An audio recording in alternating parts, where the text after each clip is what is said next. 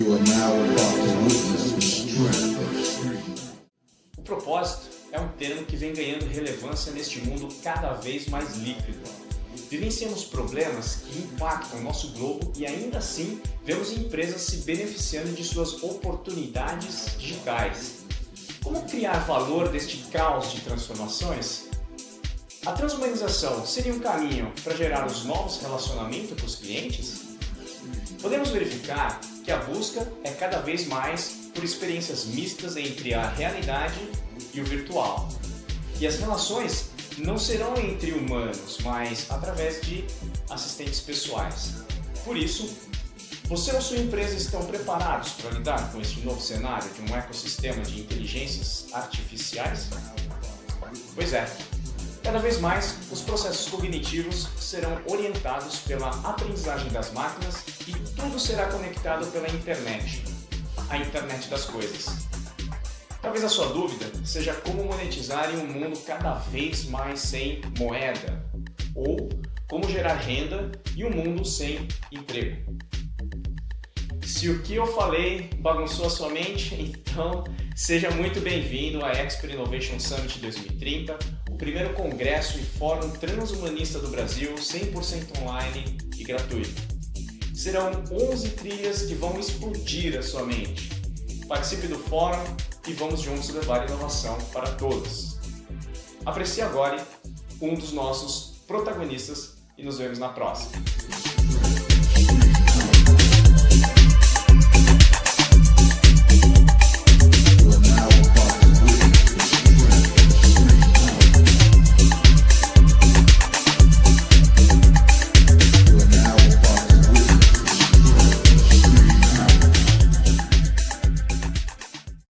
Boa noite, meu nome é Rafael Rodrigues, é um prazer enorme estar aqui no evento da Expert.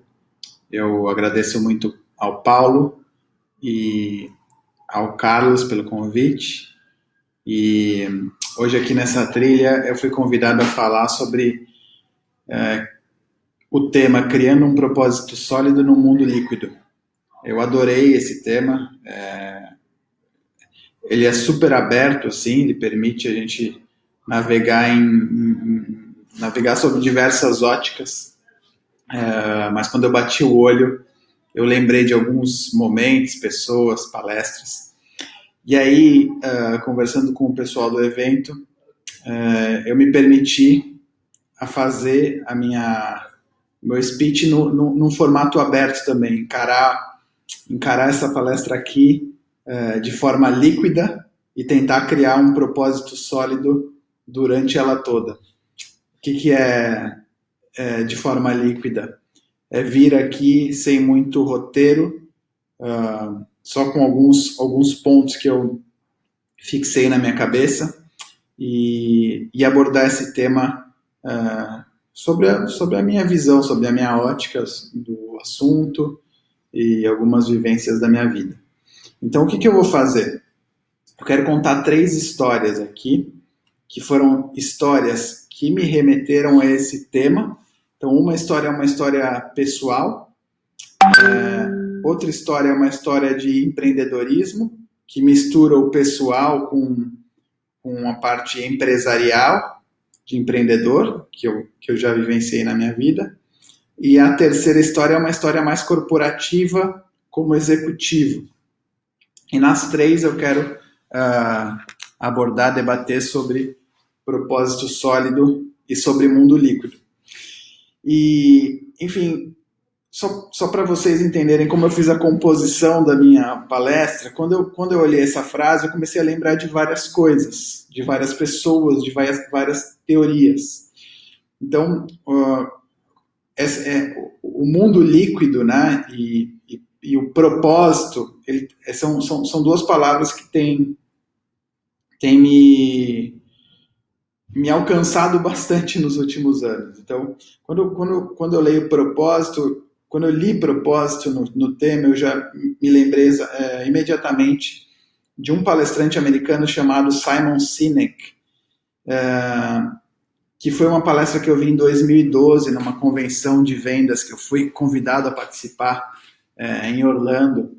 e aquilo me chamou muita atenção naquela época. O Simon Sinek, hoje ele já é um cara bem famoso, na época ele já era bem famoso, um americano, e ele nas palestras dele, você pode ver depois no YouTube, no TED Talks, ele desenha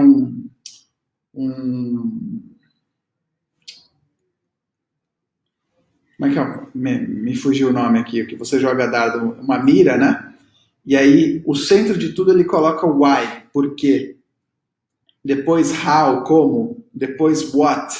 Então, sendo bem raso assim na teoria, porque ele se aprofunda muito no tema, ele defende que as grandes empresas de sucesso, né, são aquelas ou os empresários de sucesso são aquelas que estão muito dentro do why, né, do porquê. O porquê que eu estou fazendo isso, independente do que e do como, que são coisas mais de ação, de pensar, de fazer, o porquê, o propósito daquilo tudo. E aí você começa a acompanhar a história de vários outros empreendedores, então, sei lá, desde a história da Starbucks, que eu li recentemente, ou o vídeo ou a história da Nike, também do fundador da Nike.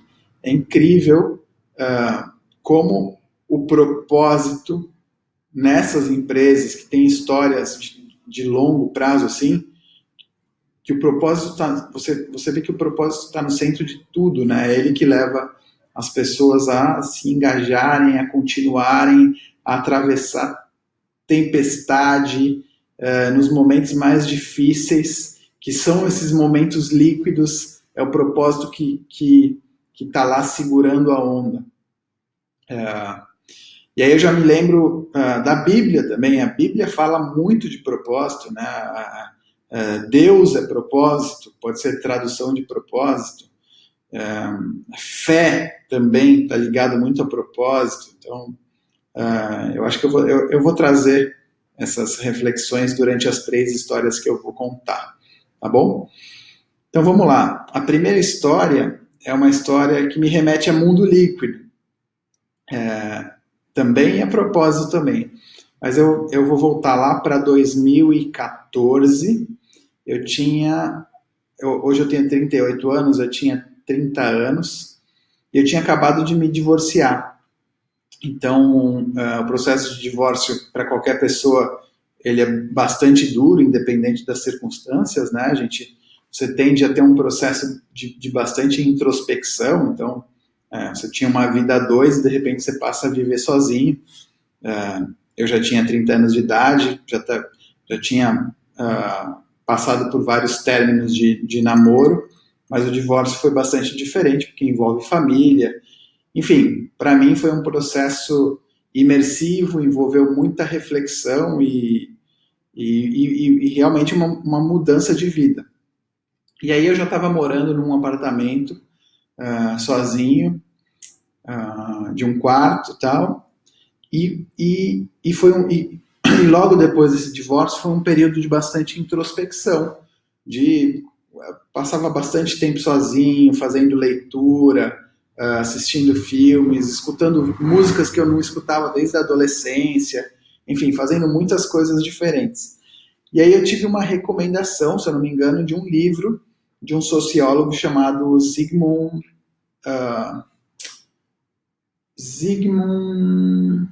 Bauman, que ele escreveu um livro chamado Mundo Líquido, Amores Líquidos, mas ele também tem um livro chamado Mundo Líquido. Eu li o Amores Líquidos nessa época, e é um livro que aborda muito a questão do quanto as relações humanas elas estão superficiais no mundo de hoje. Então é por isso que ele chama de líquido. Não tem muita solidez nas relações, não só relações amorosas, né, mas relações entre o ser humano. E aí, lendo esse livro, eu comecei a entender muita coisa e me identificar com muita coisa, porque eu também voltei a ser um homem de 30 anos solteiro e comecei a sair, comecei a conhecer novas mulheres e naquele momento ali eu era um alienígena, porque eu tinha tido uma relação de muitos anos, então o mundo já tinha mudado e E as coisas estavam realmente muito diferentes, a forma de se relacionar. E você via nitidamente como era a forma de se relacionar com uma mulher de 30 e poucos, 40 anos, e como era a forma de se relacionar com mulheres de 25 anos, por exemplo. A gente, na minha época, quando eu tinha 20 e poucos, acho que talvez no início dos meus 20 anos, quando você conhecia alguém, era numa festa ou na escola, era fisicamente.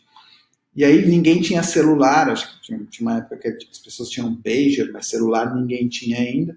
Então, se você queria falar com uma mulher que você tinha conhecido, você tinha que ligar na casa dela, então tomar coragem para ligar, eventualmente atendia o pai, o irmão, e ficavam no meio da ligação, e tinha aquela coisa maior da conquista, né, e da conversa, e não tinha essa troca de vídeo, música do Spotify, troca de mensagem no WhatsApp, ou seja, era muito mais difícil esse encontro, a manutenção desse encontro ela era muito mais profunda. Isso que eu estou falando de mim, que nasci em 1982, né? Quando eu começo a pensar nos meus pais, é mais profundo ainda. Nos meus avós, então, você tinha poucas, inclusive, possibilidades e oportunidades de contato para conhecer uma pessoa do sexo oposto ou do mesmo sexo, para quem é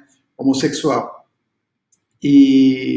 Enfim, e caindo nesse mundo, naquele momento, em 2014, eu comecei a reparar isso, de que as coisas estavam muito mais superficiais e muito mais rápidas. Então, se antigamente você precisava se aprofundar, conhecer os pais, conhecer a família, ou seja, de certa forma, criar raízes ali naquela relação, no mundo de hoje, existem, sei lá, 5, 10, 15 aplicativos, um por geolocalização, um por match, um por não sei o quê, que te dão muitas possibilidades.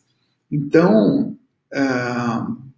as pessoas, eu estou falando de relação amorosa, mas isso vale para qualquer tipo de relação, isso vale para relação de trabalho, no LinkedIn, por exemplo, ou outras plataformas de trabalho. Você deixou de ter a necessidade de cultivar as relações individuais que eram construídas com muito esforço e que criavam esse elo, né, para ter espaço a um mundo de conteúdo, de mensagem, de networking, de possibilidades infinitas. E até saindo da questão amorosa, estou tentando lembrar algumas coisas que ele fala no livro. Ele aborda, por exemplo, o celular ou a cultura japonesa ou chinesa, que às vezes um vaso quebra no Oriente e as pessoas vão lá e colam aquele vaso. E hoje o adolescente ele risca a tela do iPhone e ele simplesmente descarta o iPhone porque ele sabe que ele pode comprar outro. É tudo muito mais fácil, é tudo muito descartável. A gente está entrando numa era, inclusive eu já vi palestras, já li sobre o assunto, eu mesmo sou um usuário disso, em que a geração nova não quer ter carro, ela não quer possuir, ela quer usufruir. Então, a minha geração tá no meio, mas se até uma geração anterior todo mundo queria fazer, o homem queria fazer 18 anos e ter um carro, né, ganhar um carro, hoje é uma geração que pretende muito mais ter experiências, vivenciar.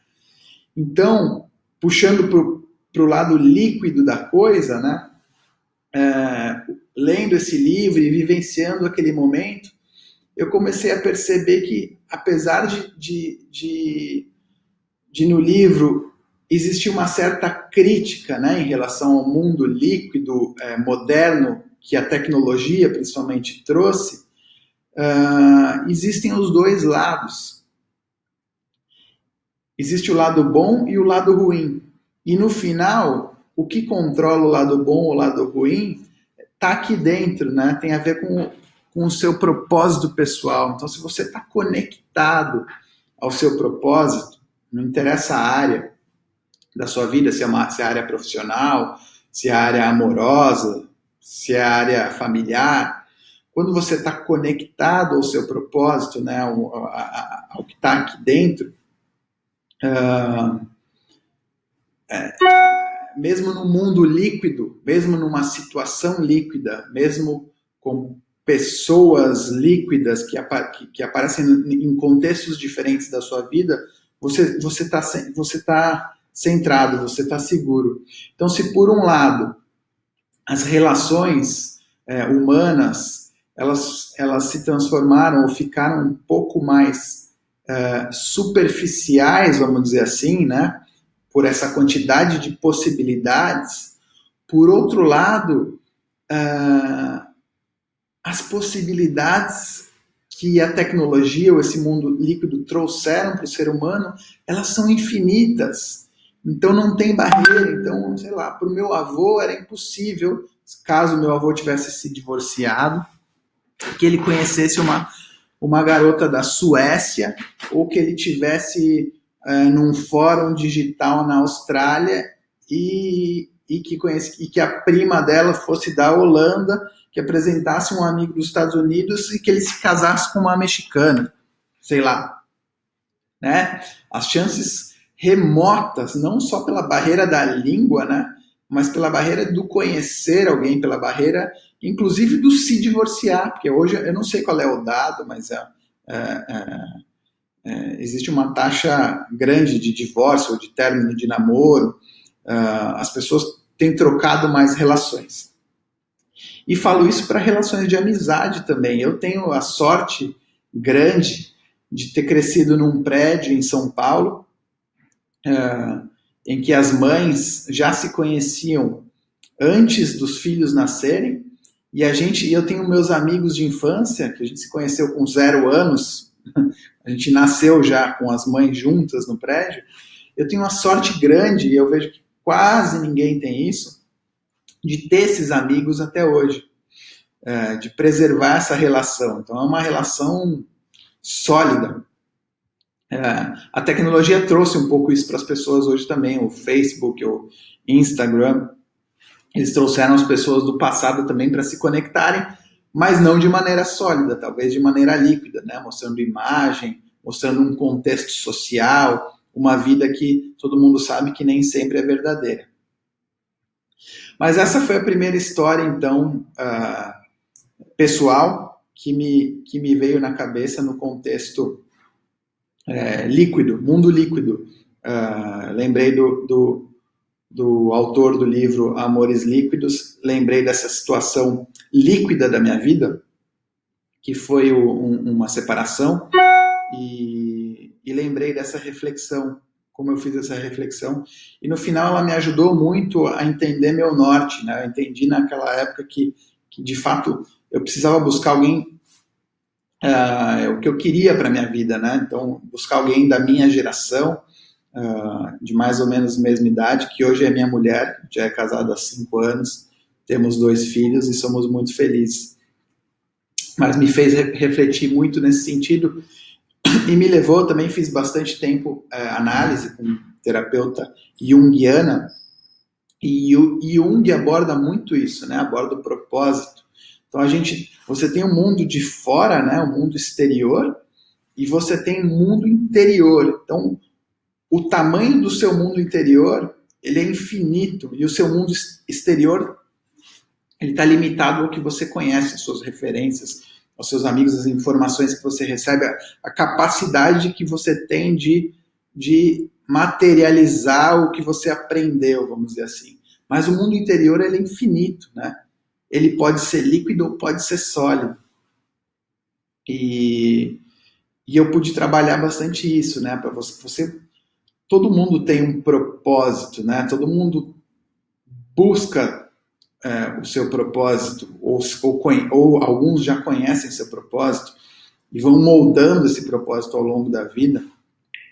Mas eu costumo linkar isso muito com confiança. A gente, como ser humano, o ser humano às vezes ele é super autoconfiante, ou tem momentos de autoconfiança, e tem momentos de muita dúvida, de muita baixa autoestima. E a dúvida é sempre o oposto da confiança, né? Se você está confiante, é porque você está sem dúvida. E a gente vive nesses dois paralelos, nesses dois opostos. A dúvida é a dúvida que te ajuda a ter confiança, né? E é a confiança que te gera dúvida. E as pequenas dúvidas ultrapassadas ou bem pensadas vão te gerando confiança. Isso faz parte do símbolo da cruz também, né? O símbolo bíblico da cruz, em que Jesus fica lá na cruz. Na verdade, ele está ali pendendo para os dois lados, para os 5 lados, né? Sendo puxado, sendo contestado. Isso tem muito a ver com liquidez, confiança, propósito. E existe uma confiança maior que alguns chamam de fé, alguns chamam de propósito, alguns chamam de força, mas aí não é esse oposto constante entre confiança e dúvida, e sim uma confiança maior, uma fé, uma capacidade de acreditar ou de ter forças para, independente da situação líquida, difícil, fácil, você conseguir trilhar o seu caminho. Enfim. E aí agora eu quero já entrar na segunda história, que é uma história de empreendedorismo barra pessoal, e que tem a ver com esse negócio da dúvida, da confiança e do propósito e da fé. Então agora eu vou para 2017, eu fui transferido para os Estados Unidos como General Manager de uma empresa que eu trabalhava no Brasil e da qual eu era sócio também. E eu fiquei 1 ano indo e vindo para os Estados Unidos, montei uma operação grande lá de e-commerce, quer dizer, grande para mim, pequena, na verdade. Grande para mim na época, mas uma operação bem pequena, aliás. Mas, enfim, montei um warehouse na Flórida, agência de marketing PR em Nova York, todo o estresse de conseguir um visto, todo o esforço tremendo de mapear o mercado, construir business plan, conversar com players, entender o ambiente, entender como aterrissar lá, importar produto da China, enfim. Uma série de esforços que são os esforços que se exige não só quando se abre uma empresa num novo país e vai se montar um negócio num novo país, como também quando você leva a sua família ou muda de país. Eu já tive oportunidade de morar em 4 países diferentes, 5 países diferentes, e passar por esse processo de mudança. E ele realmente gera estresse, gera dúvida, é muito difícil. E aí nós começamos a operar essa empresa, começamos a vender, começamos a descobrir, fazer descobertas nessa caminhada. E aí veio uma crise no Brasil, o dólar subiu e os meus sócios não puderam continuar na empreitada. Eu fiquei de uma hora para outra sozinho. Tinha um estoque de vários produtos lá internalizados e eu tinha 2 possibilidades. Uma, vender o estoque todo muito rápido, fazer caixa para ter working capital para continuar com a companhia, ou achar um investidor. E eu tinha muito pouco tempo, porque você imagina que o dólar, eu não lembro exatamente o câmbio, mas o dólar na época estava, sei lá, que seja 4, e a vida, custo mínimo de vida lá com uma família era 6, 7 mil dólares, mais o custo para deixar a empresa de pé, mais 30 mil dólares, então era muito dinheiro todo mês, indo pelo ralo até que a empresa chegasse no break-even, com pouca solução. Então já não tinha mais o investidor atual e precisava achar uma saída. E aí eu fui fazer o New York Fashion Week, que a gente fez uma colaboração com uma marca, e depois precisava voltar para o nosso warehouse para pegar uns produtos e depois voltar na semana seguinte para Nova York para uma feira de varejo em que eu acreditava muito que eu ia vender essas peças. Enfim, eu estava falando com muito investidor o tempo todo, com a minha esposa, um bebê recém-nascido, viajando um monte, tentando vender para varejista na Califórnia, indo visitar departamento de compra de grandes magazines em Nova York, mas com muita dúvida, assim, com com muito medo, sem saber muito o que fazer. E aí, nesse evento aí do New York Fashion Week, entrou um furacão na Flórida, que é onde ficava o warehouse, e a imprensa começou a noticiar o furacão, e eu sozinho num hotel em Nova York, e aí eu tive que começar a entender que eu ia ter que adiar o voo, que talvez eu ia perder a feira. Enfim, a situação já não era fácil, né? Tinha que ter muita inteligência emocional, muita capacidade de respirar e buscar solução todo dia. Então, é um investidor, é alguém que quer comprar estoque, o que eu vou fazer no futuro? E se não der certo, a gente vai voltar para o Brasil, ou vamos para a Europa. Enfim, e aí nessa noite, nesse hotel, eu lembro de chegar exausto, assim, tinha ido visitar cliente, tentar vender, tinha recebido um monte de não, mas tinha uma possibilidade que ia dar certo. Cheguei no hotel, já tinha adiado o voo, porque nem ia poder voltar por causa do furacão, e eu me olhei no espelho assim e comecei a chorar. Eu desabei no choro, assim, comecei a chorar igual criança. Foi bom, porque me deu uma aliviada, né? Estava numa tensão já de muitos dias. E aí eu comecei a assistir vídeos no YouTube de empreendedores. Eu acho que era da Endeavor os vídeos, alguma coisa assim. E comecei a ver, são aqueles vídeos da Endeavor do Day One, que todos contam a história, né? Como é que foi o Day One, como é que começaram. E aí ali tinha uma coincidência que todos os vídeos falavam de propósito. Incrivelmente, todas as pessoas ali, elas mostravam que o empreendedor, ele vai numa linha flat, numa dúvida infinita se o negócio vai dar certo ou não, até que o negócio, para os que deram certo, se exponencializa, né? Mas a perseverança, a persistência e a fé, é a fé mesmo, né? Que o cara tem que ter para botar um negócio para frente, não interessa em qual país, a coragem, né, que tem que ter para andar no escuro, e é escuro. Então, andar muito no escuro, sabendo com uma força maior, e essa força vem do propósito, né? Você saber o porquê você está fazendo aquilo, né? Por que aquilo te faz acordar, levantar da cama.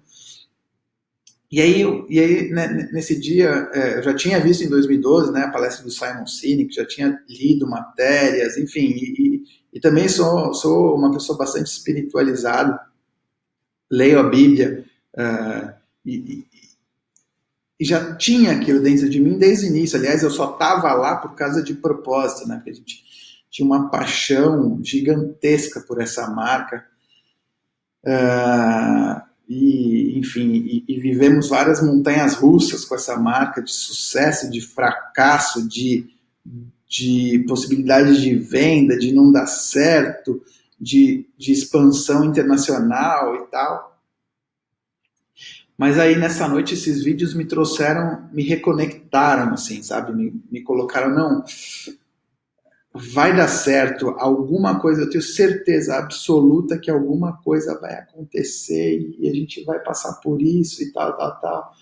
Então, naquele momento que a dúvida era gigantesca, né? E eram muito poucos sinais de confiança, essa confiança maior, esse propósito, foi o que fez a diferença para mim. E depois foram acontecendo coisas muito mágicas ao longo na sequência, fui conhecendo pessoas e fazendo pitch para um monte de fundo. A grande maioria falava não, falava esse cara é maluco. Ou fui fazendo vendas também que ajudavam a a passar as semanas, os meses, e aí no final eu recebi um link de uma pessoa no Brasil que acabou caindo na BBC Londres, e aí vieram gravar um documentário comigo nos Estados Unidos, que participou uma menina da Coreia do Sul e uma de Israel. Isso foi para 140 milhões de pessoas. Isso trouxe um desfecho completamente diferente para a história. E depois eu e minha família, a gente acabou indo para a Europa, enfim. Na verdade, o que eu queria deixar de reflexão dessa história é que quando você tem um propósito, né, a fé, quando você está alinhado, mesmo que num mundo líquido, porque o mundo é líquido mesmo, a gente tem certeza de muito pouca coisa, a gente tem o controle sobre muito pouca coisa, a gente deixa de refletir isso, né? A gente pode morrer a qualquer momento, a gente não sabe de onde veio, a gente tem as nossas relações de amor com a nossa família, mas tudo pode acontecer o tempo todo, né? Então, quando você vai também na parte empresarial, não só pessoal, tudo pode acontecer. Você pode estar num cenário A, B, C, com uma convicção, mas conhecer alguém num momento, ou receber uma ligação e mudar o desfecho de tudo. Então, se você está na fé, você vai atraindo isso. O propósito, assim, o propósito atrai coisas boas para você quando você tem propósito, quando você busca o propósito. E o propósito, ele é líquido. Ele é líquido por quê? Porque às vezes a pessoa, why, né? Aí o cara escreve na lousa, vou escrever o meu why aqui em uma frase. Isso não existe. O propósito, ele é sentido. Você às vezes não consegue dizer qual é o seu propósito, mas você sente aqui dentro no coração. E você vai sendo levado e você atrai gente boa, você atrai coisa boa. E no meio também atrai coisa ruim, toma porrada. Mas o que te faz ter firmeza está no propósito. E o mundo é líquido. Eu acabei de lembrar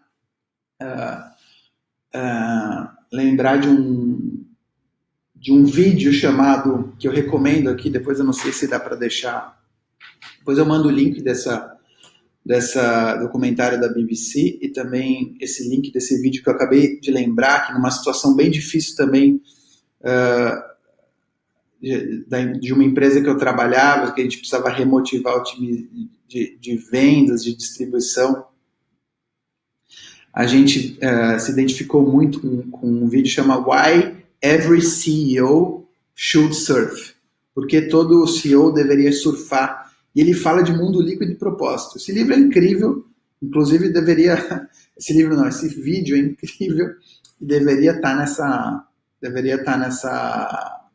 ser assistido por todo mundo que assiste essa trilha, porque ele é muito bom. Então ele mostra o quão vulnerável a gente é, né? O quão o empresário, ele põe uma mochila nas costas e ele entra num mundo líquido, e o surf, comparado a isso, é muito líquido, né? Eu sou surfista. Eu morei boa parte da minha vida em Florianópolis, apesar de ser paulistano. Agora voltei para o Brasil depois de quase 4 anos fora e moro aqui em Floripa, estou aqui. E todo dia eu acordo bem cedo, quando o vento favorece, a ondulação, eu sempre estou na água. E o surf é isso mesmo, ele é líquido. Você entra, você depende da condição de vento, de ondulação, da temperatura da água, e você rema, e você pode você tem que ultrapassar a arrebentação, então é muito difícil chegar lá fora, não existe uma uniformidade, cada hora vem uma onda, você está em paz lá fora, mas ao mesmo tempo você pode estar sob muita tensão, dependendo do tamanho do mar. Você pode pegar uma onda e ela pode abrir inteira, e pode ser a sensação de êxtase da tua vida depois de todo o esforço que você fez, ou ela pode fechar e te derrubar, e você pode ficar sem ar, enfim, é líquido, é incerto, é desafiador, e o mundo é assim, a vida é assim, né? Ela é incerta, ela é desafiadora, ela é fantástica por causa disso também. Então, o propósito, ele precisa estar sempre ligado à liquidez do mundo, à incerteza. Não sei se eu estou viajando demais aqui. aqui eu concluo a segunda história. E agora eu vou entrar na terceira história. E, bom, na primeira história eu trouxe como referência o Bauman, né, do livro Amores Líquidos, que eu me lembrei dele com o tema da palestra, líquido. Na segunda história eu trouxe como referência a Bíblia, né, a questão da confiança. Eu acho que essa tríade aí, confiança, dúvida e confiança maior, também tem acho que ele é guru indiano, não sei se ele é indiano, acredito que ele seja indiano, que chama Osho. Ele é bem famoso nessas frases bonitas, tal, mas ele, num livro dele, ele aborda muito isso sobre a confiança. Então, trouxe mais a referência também dos empreendedores da Endeavor, que falam muito sobre o propósito, do próprio Simon Sinek, que foram as pessoas que eu lembrei e conectei a essa segunda história. E a terceira história é uma história mais corporativa, é uma história mais atual, como executivo, de uma empresa espanhola, sendo responsável pelo Brasil, e eu vou trazer como referência o Amir Klink. O Amir Klink é um cara que eu admiro muito desde, sei lá, acho que com 15 anos de idade. Minha mãe me deu um livro do Amir Klink, foi um dos primeiros livros de adulto mesmo que eu li, fora os livros de vestibular, né? Aqueles Brás Cubas, Memórias Póstumas e tal. Mas um livro que a minha mãe me deu, que acho que foi aquele primeiro que ele atravessa remo, né? E, poxa, a história do Amir Klink é incrível e está totalmente conectado à trilha dessa palestra, né? O propósito do Amir Klink de desbravar o mundo sozinho, em situações mais do que extremas, né? Na segunda que ele dá a volta ao mundo ali na calota polar, já com 2 filhas pequenas. Então você vê a história, a biografia do Amir, né? E é um cara com propósito, só no brilho do olho dele, na forma como ele fala, nas histórias que ele conta, né? Ontem eu vi, inclusive, uma palestra da esposa dele, e as travessias têm a ver com isso, né? Então, e agora já trazendo pra gente, na nossa vida a gente tem que fazer muitas travessias, né? Às vezes a gente tem muito medo de soltar, né? Soltar um laço que daí você vai ter que atravessar o incerto, que você não vê horizonte, mas você tem o seu propósito, a sua força e não vê horizonte, de repente você vê o horizonte e você consegue cruzar ou fazer uma travessia. Então, nossa vida, se a gente fizer uma análise, se a gente botar uma reflexão nisso, ela é feita de muitas travessias, né? Às vezes numa mudança de casamento, às vezes numa mudança de emprego, às vezes no luto, na morte de alguém, às vezes numa aventura empresarial. Enfim, você tem que sempre projetar e atravessar, e eu consegui viver muito essa experiência, mudando de país, com uma família, em que você começa a projetar a data que você vai, como você vai desvincular um contrato de aluguel aqui, alugar o contrato lá, aí tem carro, telefonia, gás, luz, aí tem a escola do filho, como faz a escola do filho, enfim, e aí quando você vai para um outro país tem toda a questão de documento, de fazer o seu Social Security nos Estados Unidos, ou fazer a sua identidade na Espanha ou em Portugal, e aí de conhecer a cultura local, conhecer a barreira da língua, enfim, exige um planejamento monstruoso, assim, um planejamento eficaz. Você precisa botar no papel, entender tempos e movimentos, pessoas que dependem de você. Geralmente você precisa ver a parte econômica, então você está trabalhando no meio de tudo isso. Enfim, e essas travessias da vida, onde a gente tem muita incerteza sempre, porque nunca está tudo certo, nunca está tudo ok. e mesmo quando está tudo certo, quando você chega é totalmente diferente. Isso para tudo, né? Não só para quem muda de país, mas qualquer ser humano enfrenta isso. Então, a minha terceira história, ela mistura isso. Eu passei um bom tempo na Espanha, um ano na Espanha, parte dele vindo para o Brasil. Então, quando a gente chegou aqui no Brasil com a equipe, a primeira coisa que eu fiz foi entrevistar os nossos clientes e os nossos sócios, membros, né, da nossa comunidade, que é uma comunidade aqui no Brasil que tem 1.200 óticas. Então eu rodei o Brasil, entrevistei, entendi qual era a nossa proposta de valor na visão de cada um. E aí a gente voltou para a equipe e começou a montar um plano estratégico de análise SWOT, análise macroeconômica, qual era o nosso diferencial competitivo e etc. Só que a primeira coisa que a gente foi fazer nessa análise, de fato, foi buscar o propósito, né? Por que a gente vai fazer isso aqui? Por que a gente vem aqui trabalhar todo dia? Por que eu tenho empolgação de pegar um avião da Espanha para o Brasil todo mês, deixar minha família lá e vir com essa energia, com essa vontade? E como um funcionário, né? Como um executivo. Então, fui revisitar muito, junto com o fundador da empresa, o propósito dele, né? Fui buscar qual era o propósito dele. Poxa, uma empresa com 25 anos tem que ter um propósito, porque senão não aguenta. Senão, no primeiro desafio, na primeira porrada, volta para casa chorando. Então, e aí a gente localizou o propósito, né? Então, a gente já entendeu o propósito da organização, mas o que é esse propósito aqui no Brasil, né? Poxa, a gente está acordando todo dia e a gente começou a mensurar quantas pessoas estavam dentro desse propósito ou dependiam da gente e o quão grande e brilhante era esse propósito.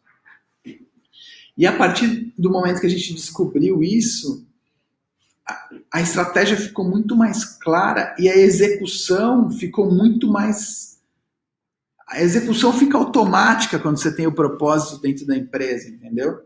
As pessoas trabalham com uma vontade maluca, as coisas acontecem numa velocidade muito maior e as incertezas de qualquer empresa, né, de qualquer orçamento, P&L, elas são cobertas pelo propósito o tempo inteiro. Então, quando você é um empresário ou um gerente, ou mesmo um general manager de um país, né, que tem muito problema, muito assunto de TI, financeiro, cliente,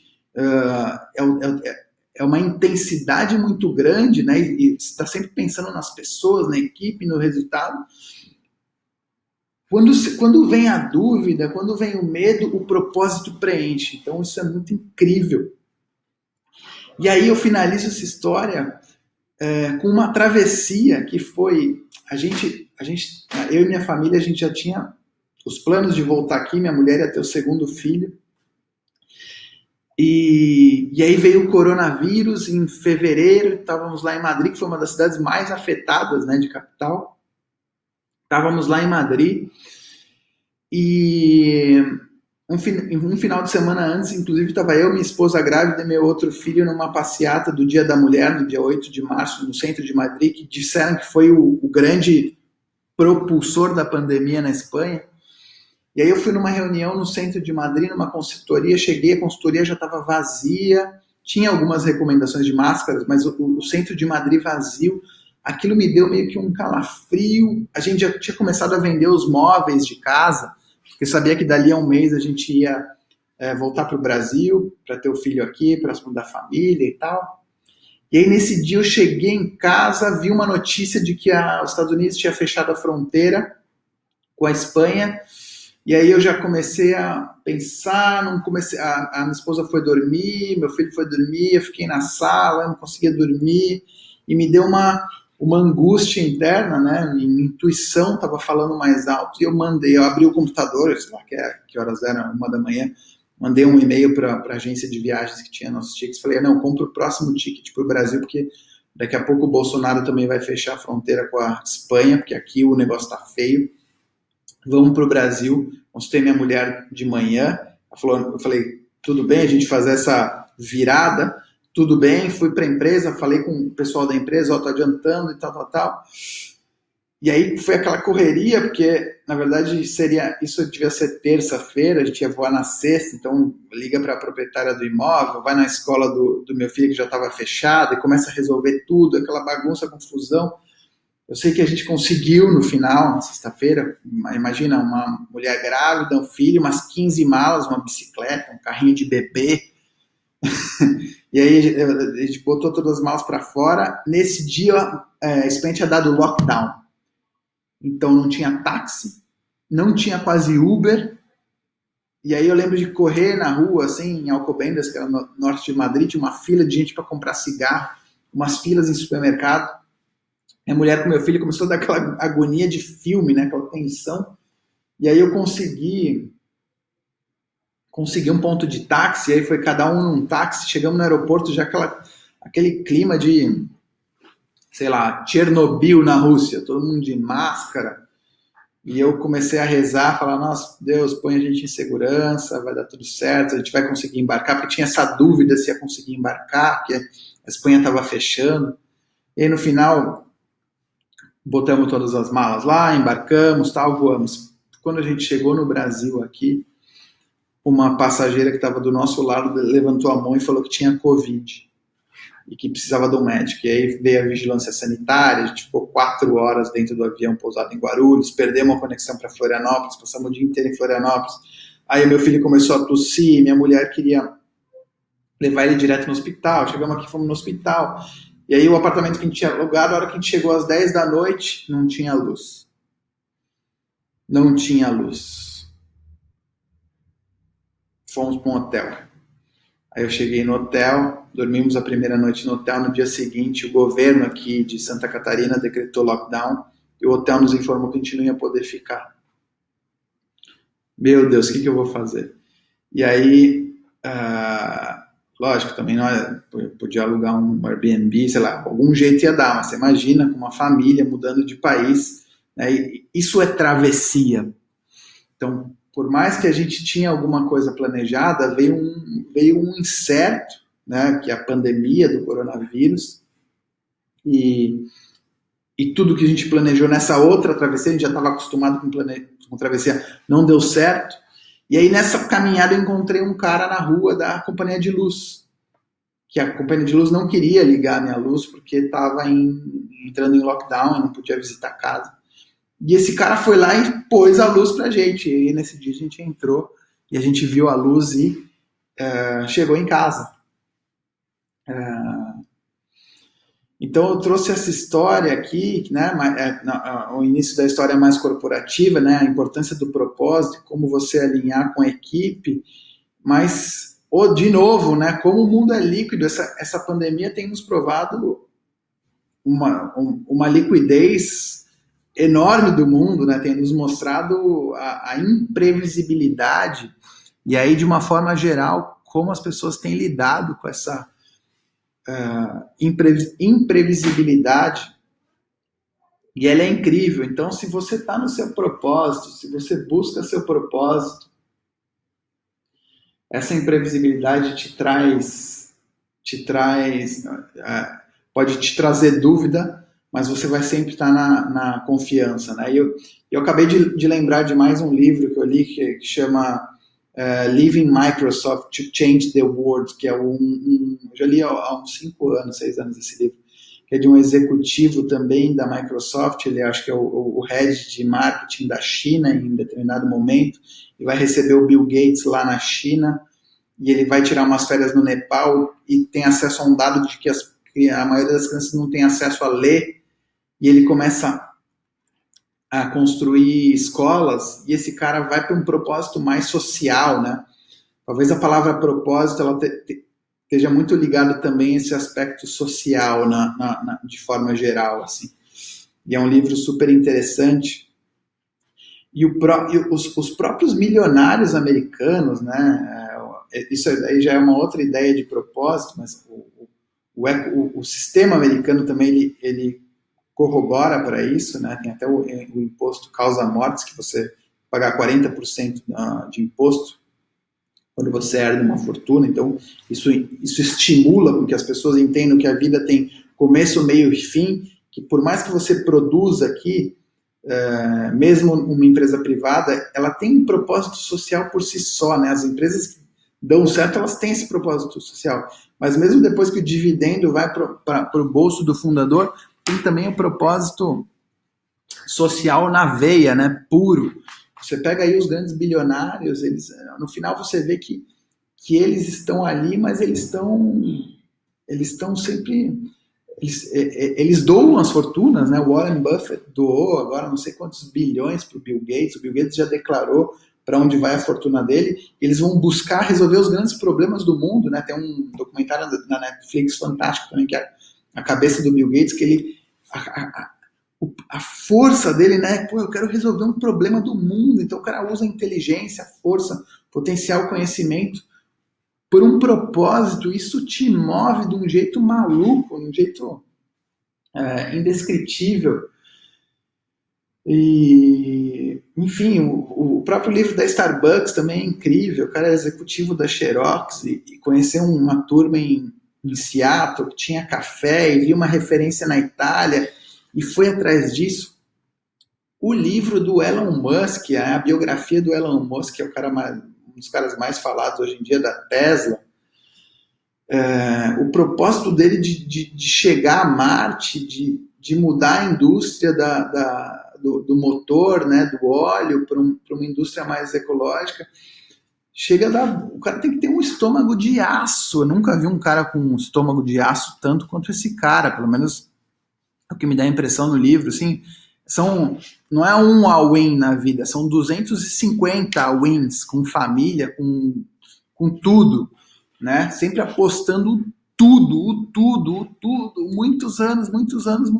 E tem um outro livro fantástico que também fala muito de propósito, que é o Delivering Happiness, que é a história da Zappos, o e-commerce de sapato, que depois, no final, foi vendido para a Amazon, acho que foi por $1 bilhão, acho que foi no final da década de 90, começo dos anos 2000. Inclusive tem a carta do fundador da Zappos para todos os funcionários, né, como ele lida com isso com clareza, né, como ele fala muito de propósito.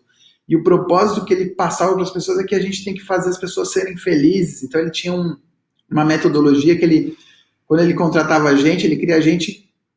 Primeiro ele deixava as pessoas do call center, né, da linha de frente, com o cliente livres. Você é livre para ter a sua própria capacidade de analisar cada situação, mas com o objetivo final de que o cliente tem que ser feliz. O cliente tem que estar feliz. Se você souber isso, tiver uma capacidade mínima, né, bagagem, tá ótimo. E essa empresa explodiu assim, né?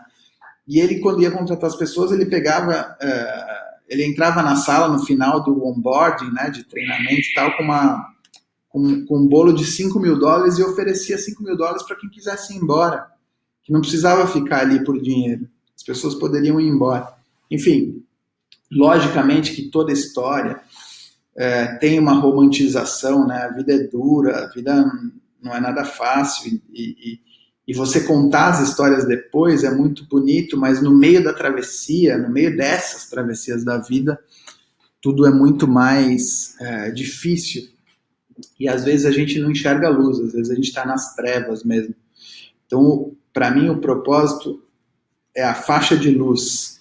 E para mim, a liquidez do mundo, a gente pode até estar interpretando muito o mundo como líquido, pela tecnologia, pelas relações humanas menos profundas, pela quantidade de informação que a gente recebe, né, e pela superficialidade do ser humano no conhecimento, nas questões em geral, né, mas tem gente que é super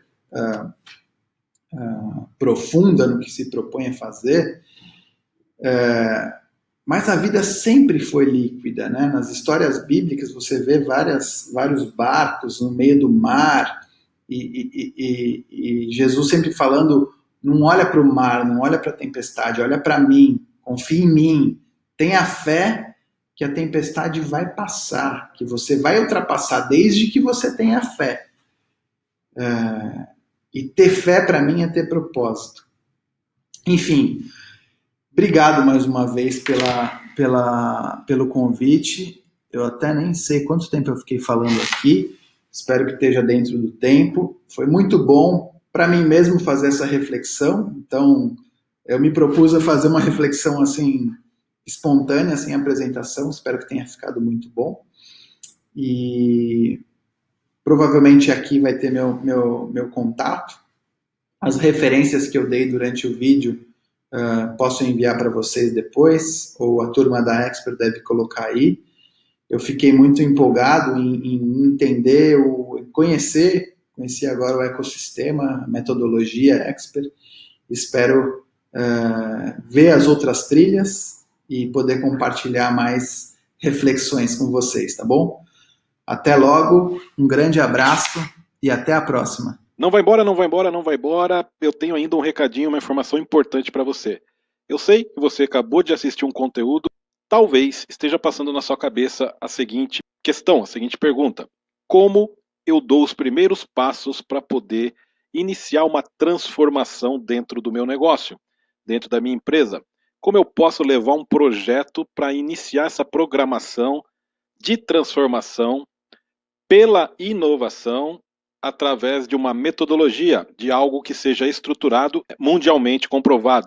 Então, são 8 desafios que você precisa ter em mente. A organização precisa alinhar o modelo mental para entender que inovação a gente precisa pensar um pouquinho diferente. Alinhamento da linguagem. A linguagem deve ser única. A gente usa o modelo de negócio como linguagem padrão. Análise da maturidade. As organizações têm maturidades diferentes, relacionadas às suas culturas. Como é que está a maturidade de inovação da sua organização? Quarto passo: incluir a inovação na estratégia organizacional. Como é que a gente faz isso? É importante trazer do futuro as tecnologias emergentes e, através de um método, analisar o impacto destas tecnologias no modelo de negócio. Apoio nas ações iniciais de profissionais que tenham conhecimento sobre a metodologia utilizada. Implantação do iHub, da área que vai cuidar da inovação de forma holística na organização toda e da gestão da inovação. Apoio na certificação, caso a empresa queira, é a cereja do bolo para certificar o seu sistema de gestão alinhado à ISO 56002, chamada ISO da inovação, publicada no mundo em 2019. E, por fim, o 8º desafio: suporte para manutenção do sistema. A ISSI é uma empresa que passou todo esse processo. Dentro dessa implantação, uma das ideias deu origem ao ponto, que é um ponto eletrônico digital, e hoje, em menos de 6 meses, a empresa tem 500 clientes ativos em 5 meses, praticamente, e 10 mil usuários ativos. É um case de sucesso. Aqui as empresas que a gente já gerou valor para essas empresas com a metodologia Expert. Este material explicando basicamente estes desafios, como é que acontece isso, ele vai estar disponível no nosso Instagram. Então você vai acessar @expertbrasil, vai curtir a nossa página e vai pedir este material via direct, que eu vou ter o prazer de te mandar. Tá ok? Eu sou Alessandro Pacheco, sou CEO da Expert. Além de consultoria, nós também somos formadores de profissionais e também temos uma franquia onde você pode ser um licenciado e trabalhar aplicando a metodologia Expert, reconhecida a nível mundial, nos seus clientes, implantando o sistema de gestão da inovação. Um grande abraço, nos vemos na próxima palestra ou na próxima entrevista do Expert Innovation Summit 2030, o primeiro congresso online transhumanista do Brasil. Fiquem com Deus, grande abraço, pense grande, bora transformar. Tchau!